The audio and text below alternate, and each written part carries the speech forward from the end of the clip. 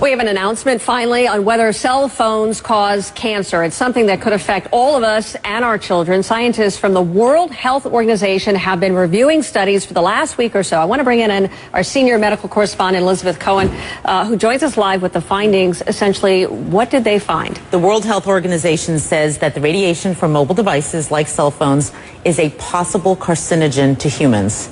This is a very big deal because you and I have done segments about this before. Sure. It has gone back and forth. And this is really the first time that a large group, and it doesn't get any more sort of prestigious in many ways than the WHO, to say that it's a possible carcinogen. It puts it in the company of several other kinds of things. And so I want to tell you what it is, and I think that might give people an idea of what we're talking about. It puts it in the company of things like lead is also a possible carcinogen, according to the WHO, as well as engine exhaust and chloroform.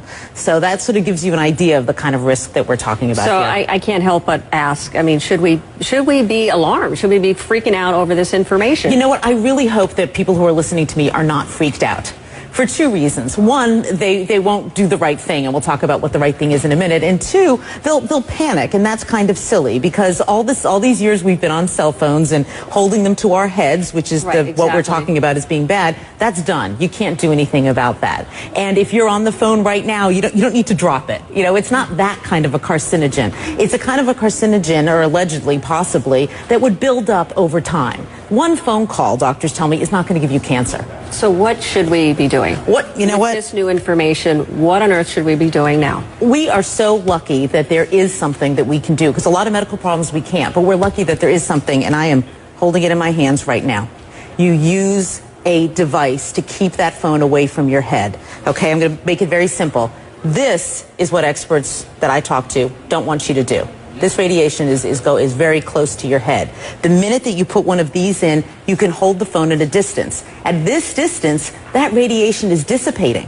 It's not going to affect you very much, if at all. Hold it away from your head, which means using a wired piece like this or a Bluetooth, or put it on speakerphone.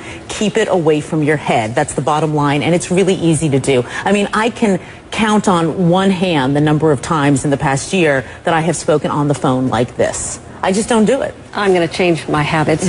Do you have any idea, or did WHO say anything about whether or not it can be on your body, on your person, in a pocket, in a holster, anything like that? Did they weigh in at all? WHO really focused on gliomas, which are brain tumors, because that's what a lot of the studies have been on. But Suzanne, I've certainly spoken to experts who say that they themselves do not carry it on their bodies, that they figure why take that risk if there